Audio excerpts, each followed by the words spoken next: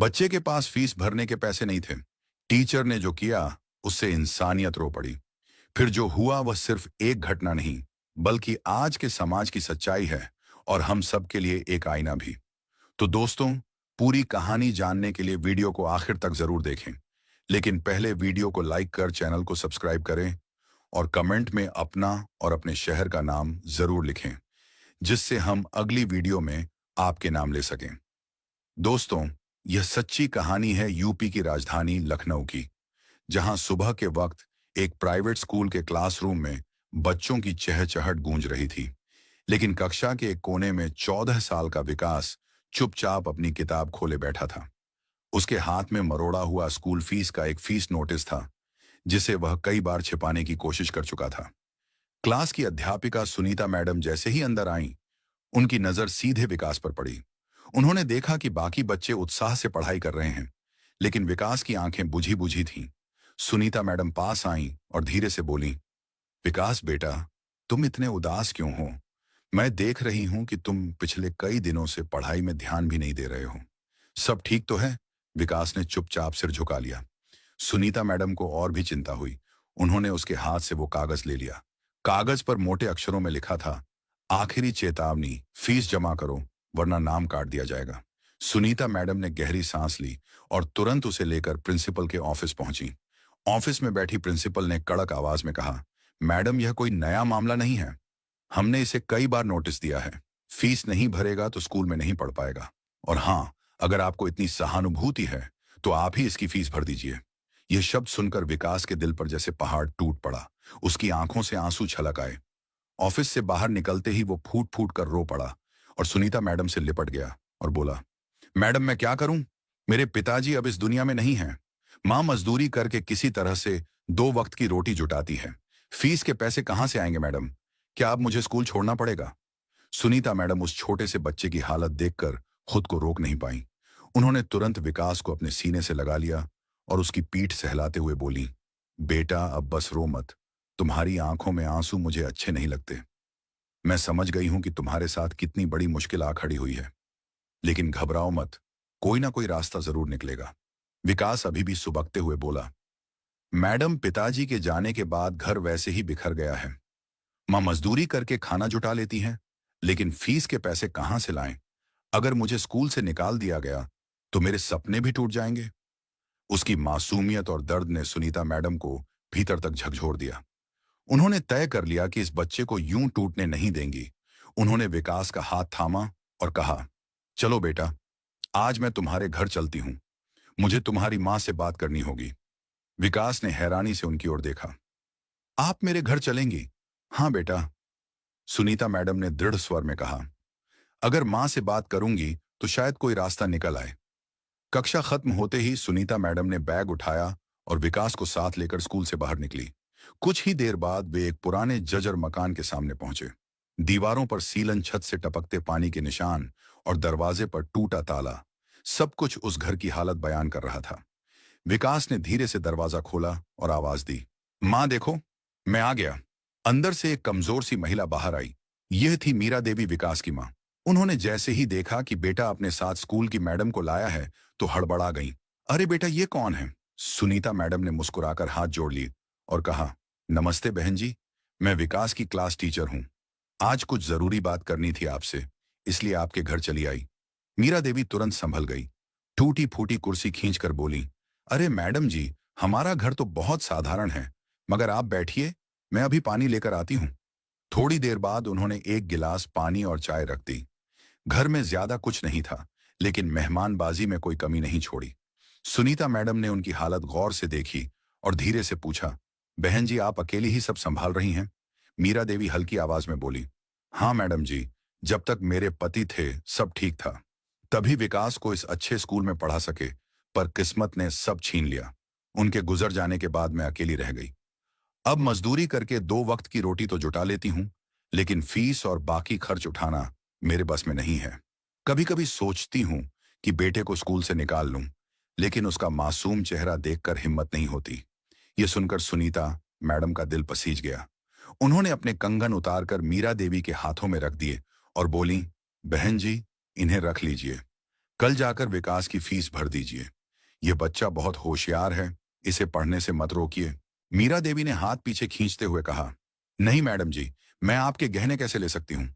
लेकिन सुनीता मैडम ने जिद करते हुए कहा, मेरे अपने बच्चे नहीं हैं, लेकिन विकास में मुझे अपना बेटा दिखाई देता है। अगर यह बच्चा पढ़ाई से वंचित हो गया, तो मेरा शिक्षक होना ही बेकार हो जाएगा। मीरा देवी ने भींगी आंखों से सुनीता मैडम के दिए हुए कंगन थाम लिए। उन्हें ऐसा लगा जैसे भगवान ने उनकी पुकार सुन ली हो। इतने दिनों से जो चिंता उनकी छाती पर भारी पत्थर बनकर बैठी थी, वो अचानक हल्की हो गई। उन्होंने कंगन को अपनी आंखों से लगाया और भराई आवाज में बोली, मैडम, मैं नहीं जानती इस एहसान का बदला कैसे चुकाऊंगी। आपने तो मुझे बहन का दर्जा दे दिया। भगवान आपको कभी दुख ना दे। सुनीता मैडम ने उनका हाथ पकड़कर कहा, बहन जी, इसे एहसान मत समझो, यह मेरा कर्तव्य है। विकास में मुझे अपना बेटा दिखाई देता है। इस बच्चे की पढ़ाई कभी रुकनी नहीं चाहिए। विकास दरवाजे पर खड़ा यह सब देख रहा था। उसकी आंखों में पहली बार उम्मीद की एक नई रोशनी चमक रही थी। उसने मन ही मन ठान लिया, एक दिन बड़ा होकर मैं जरूर अपनी मैडम का आरण चुकाऊंगा। अगले ही दिन मीरा देवी ने उन कंगनों को गिरवी रखकर विकास की फीस जमा कर दी। यह केवल फीस भरने का मामला नहीं था, बल्कि उसके सपनों को फिर से जिंदा करने का पल था। अब सुनीता मैडम ने विकास पर और ज्यादा ध्यान देना शुरू कर दिया। वो हर रोज उसकी कॉपी चेक करती, सवाल पूछती और उसकी हर छोटी बड़ी गलती सुधारती। जब भी क्लास में कोई मुश्किल सवाल आता, विकास सबसे पहले खड़ा होता और सही जवाब देता।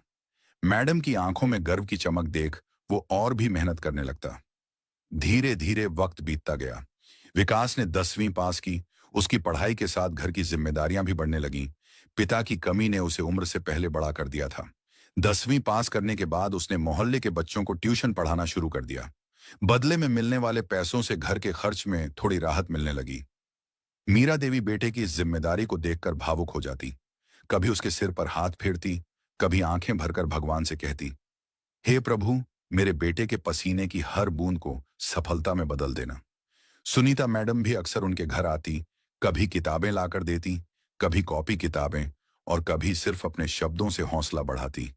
उनके यह शब्द विकास के लिए दुआ से कम नहीं थे। इंटर तक पहुंचते पहुंचते विकास का आत्मविश्वास और बढ़ गया।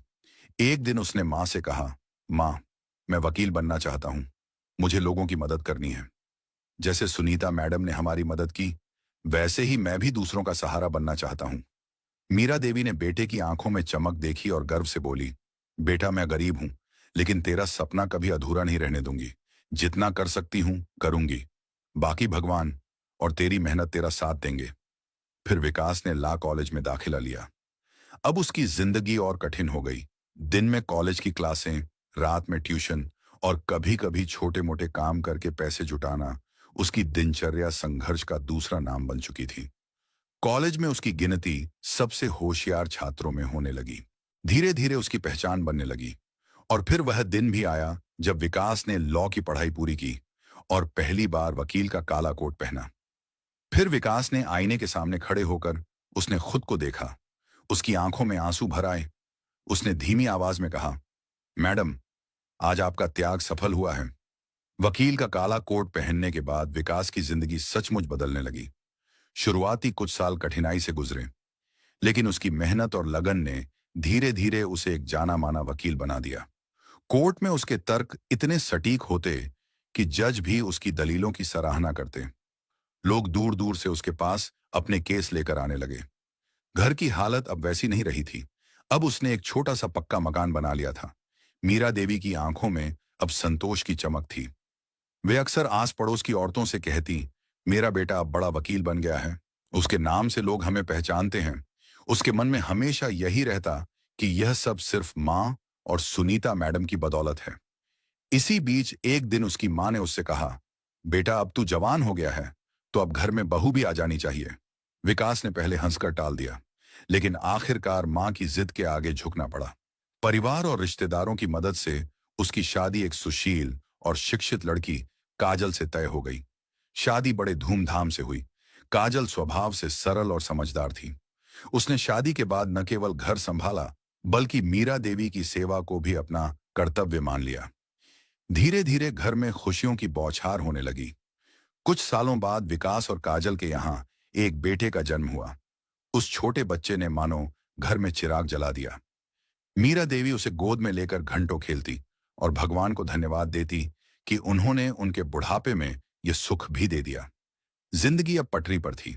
विकास का नाम चारों तरफ गूंज रहा था। उसके पास पैसा था, इज्जत थी और खुशहाल परिवार भी। लेकिन इस चमक धमक के बीच कहीं सुनीता मैडम का नाम पीछे छूटता जा रहा था। फिर एक शाम जब विकास ऑफिस से लौटा तो उसने मां को आंगन में अकेले बैठे देखा। विकास ने पास जाकर कहा, मां आप रो क्यों रही हैं? क्या तकलीफ है आपको? मीरा देवी ने धीमी आवाज में कहा, नहीं बेटा, कोई तकलीफ नहीं, बस एक बात मन में अटकी है। विकास ने कहा, क्या बात है मां?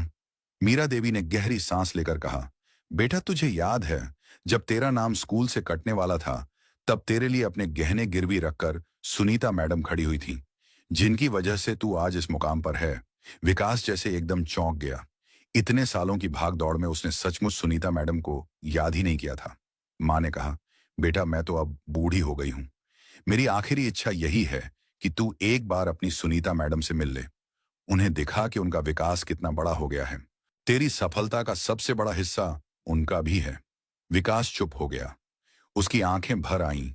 वो मां के पैरों में बैठ गया और बोला, मां आपने सच कहा, मैं तो भूल ही गया था, लेकिन अब और देर नहीं होगी। कल से ही मैं उन्हें ढूंढना शुरू करूंगा। मां ने बेटे के सिर पर हाथ फेरते हुए कहा, बेटा यही मेरी सबसे बड़ी खुशी होगी।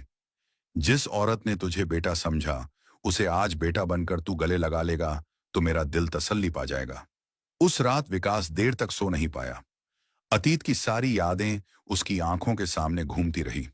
कक्षा का कोना, हाथ में मरोड़ा हुआ फीस नोटिस, प्रिंसिपल का कठोर व्यवहार और फिर सुनीता मैडम की ममता से भरी आंखें। उसके दिल में कृतज्ञता का सैलाब उमड़ पड़ा। अगली सुबह उसने सबसे पहले मां का आशीर्वाद लिया और कहा, मां मैं अब अपनी मैडम को जरूर खोजूंगा। विकास ने मां से वादा तो कर लिया था, लेकिन यह इतना आसान नहीं था। इतने साल गुजर चुके थे और वो स्कूल बंद हो चुका था। पुराने रिकॉर्ड धूल में दबे पड़े थे। फिर भी उसने हिम्मत नहीं हारी। वो सबसे पहले उसी स्कूल पहुंचा जहां कभी उसका बचपन बीता था। वहां ड्यूटी कर रहे एक बूढ़े चौकीदार से उसने सुनीता मैडम के बारे में पूछा। चौकीदार ने सिर खुजाते हुए कहा, बेटा मैं तो बाद में यहां आया हूं, लेकिन पुराने स्टाफ का रिकॉर्ड ऑफिस में पड़ा है, शायद तुम्हें वहीं से कुछ मिल जाए। विकास ने रिकॉर्ड रूम में जाकर पुरानी फाइलें खंगाली। घंटों तलाशने के बाद उसे एक फाइल मिली जिसमें शिक्षकों के पते दर्ज थे। उसमें सुनीता मैडम का नाम देखकर उसकी सांसें थम सी गईं। वहां दो पते लिखे थे, एक पुराना, एक नया। वह तुरंत वहां पहुंचा। पहला पता अब खाली पड़ा था, लेकिन दूसरे पते पर जाकर उसने देखा कि एक छोटा सा टूटा हुआ घर है। दरवाजा खटखटाने पर एक दुबली पतली महिला ने दरवाजा खोला। बाल सफेद हो चुके थे, हाथों में लकड़ी का सहारा था। विकास ने एक नजर देखा और पहचान गया, वो उसकी सुनीता मैडम ही थी। वो तुरंत उनके पैर छूने झुक गया। जया मैडम चौंक गई। बेटा तुम कौन हो? मेरे पैर क्यों छू रहे हो? विकास की आंखों से आंसू वह निकले। मैडम आपने मुझे नहीं पहचाना, मैं वही विकास हूं, आपका छात्र जिसे आपने कंगन देकर पढ़ाई का हक दिलाया था। सुनीता मैडम ने उसकी तरफ गौर से देखा और बोली, अरे तू वही विकास है। भगवान आज मेरी तपस्या पूरी हुई। उन्होंने उसे गले लगा लिया। दोनों की आंखों से आंसू बह रहे थे। विकास ने घर के भीतर कदम रखा तो उसकी हालत देखकर दिल टूट गया। घर टूटा फूटा था। उसने पूछा, मैडम आप यहां अकेली क्यों? आपके पति सुनीता, मैडम ने धीमी आवाज में बताया, पति के गुजर जाने के बाद देवरों ने सारी जमीन पर कब्जा कर लिया। पुलिस तक गई, लेकिन पैसे वालों ने सबको खरीद लिया। अब मैं अकेली यहीं रह रही हूं। विकास ने उनका हाथ पकड़ते हुए कहा, मैडम अब आपको और तकलीफ नहीं झेलनी पड़ेगी। अब आपका बेटा वकील है। मैं आपका केस लड़ूंगा और आपकी जमीन आपको वापस दिलाऊंगा। कुछ महीनों की कड़ी मेहनत के बाद विकास ने कोर्ट में वह केस जीत लिया। सुनीता मैडम की जमीन और हक वापस मिल गए। पर सबसे बड़ी जीत यह थी कि वह अकेली नहीं रही। विकास उन्हें अपने घर ले आया। मां मीरा देवी ने बहन की तरह उन्हें गले लगाया। काजल ने उनका ख्याल अपनी मां की तरह रखना शुरू किया और विकास के बच्चे उन्हें नानी कहकर बुलाने लगा। अब सुनीता मैडम फिर से हंसने लगी। वह अक्सर विकास से कहती, बेटा मैंने तुम्हें बचपन में पढ़ाया था, लेकिन असली सबक तो तुमने मुझे दिया कि अच्छे कर्म कभी व्यर्थ नहीं जाते। दोस्तों, यह कहानी हमें यही सिखाती है कि एक शिक्षक का त्याग, एक माँ का संघर्ष और एक सच्चे शिष्य की कृतज्ञता मिलकर जिंदगी को नया अर्थ दे सकते हैं। लेकिन क्या आपको भी लगता है कि अगर हम अपने जीवन में किसी के उपकार को याद रखें और सही समय पर उसका कर्ज चुकाएं, तो समाज और भी सुंदर हो सकता है? कमेंट में जरूर बताइए। और अगर कहानी दिल को छू गई हो, तो वीडियो को लाइक कर चैनल को सब्सक्राइब कीजिए और इसे अपने दोस्तों तक शेयर कीजिए, क्योंकि शायद किसी और के जीवन में भी यह सीख एक नई रोशनी ले आए। मिलते हैं अगली भावुक और प्रेरणादायक कहानी में। तब तक अपनों का ख्याल रखिए, माता पिता और गुरु का सम्मान कीजिए और हमेशा मुस्कुराते रहिए। जय हिंद, जय भारत।